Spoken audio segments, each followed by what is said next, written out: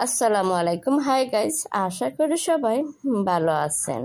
ব্যস্ততা এমন এক জিনিস, আমরা যখনই যাই করি না কেন কিন্তু ব্যস্ততার কারণে তার সামনে আনতে দেরি হয়ে যায়। ঠিক এইরকম এই ভিডিওটি রেকর্ড করেছি ঈদের ঠিক আগের দিন, কিন্তু এই ভিডিওটা আসতে আসতে আপনাদের সামনে যথেষ্ট দেরি হয়ে গেল, ঈদের পরই হয়ে গেল। কি আর করার, এর জন্য আন্তরিকভাবে দুঃখিত। আপনারা অনেকেই চিনে থাকেন এই পিঠাটা কি বা খেতে কেমন, অনেকেই জানেন, আবার অনেকেই জানেনই না। এই পিঠাটা যেমন ইচ্ছা তেমনই কেটে নেওয়া যায়, ডিজাইন করা যায়। এটা হইল এই পিঠার বৈশিষ্ট্য। আর খেতে যে যেমনভাবে খাবেন, যার যেমন রুচি তার কাছে তেমনই লাগবে। আর আমার কাছে এই পিঠাটার স্বাদটা খুবই ভালো লাগে, কারণ আমি ভিন্নভাবে খেতে পছন্দ করি। প্রতিবার একই রকম খেতে আমার তেমন একটা ভালো লাগে না, তাই ট্রাই করি নতুন নতুন কীভাবে কী অ্যাড করলে ভালো হয়, তাই আমি চেষ্টা করি।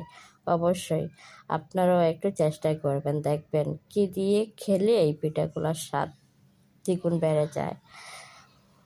এই পিঠা আমি বিভিন্নভাবে খেতে পছন্দ করি। বিকেলের চার সাথে যদি এই পিঠা হয় তাহলে সেই স্বাদ তার চাইতে দ্বিগুণ হারে স্বাদটা বেড়ে যায় যদি গরুর মাংস বোনা হয় আর সাথে যদি এই পিঠা হয়, তাহলে তার বলার কোনো বাসাই নাই। মানে এত স্বাদ হয়, কতটুকু খাবেন তা নিশ্চিত করে বলতে পারবেন না, এত স্বাদ।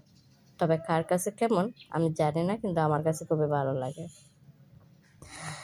আর এই পিঠা আপনাদের অঞ্চলে কী নামে পরিচয় অবশ্যই কমেন্টের মাধ্যমে বলতে ভুলবেন না। আমাদের সিলেটে এই পিঠাকে নুন গড় বলে, নুন বড় বলে, অনেক জায়গায় অনেক নামেই পরিচিত। অনেকে আবার বলে মশলা পিঠা, কিন্তু আমরা বড়ই বলি, লবণের বড়া বলা হয়, লবণ গড়াই বলা হয়। এই ভিন্ন ভিন্ন সাইটে মানে ভিন্ন ভিন্ন নাম। এক সিলেট জেলার ভিতরেই কিন্তু এই পিঠার অনেক নাম, তাহলে বাইরের ডিস্ট্রিক্টের নামের কি অভাব হবে? নামের অভাব নাই। যাই নাম হয় না কেন খেতে কিন্তু সেই স্বাদ, যেমন ইচ্ছা তেমনই ডিজাইন।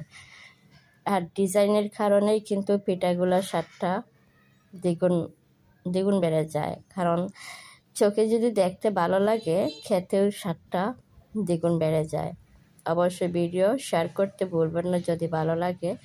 আপনারা যদি একটু শেয়ার করে দেন, আপনাদের শেয়ারের কারণে ভিডিওটি ভিউ আসতে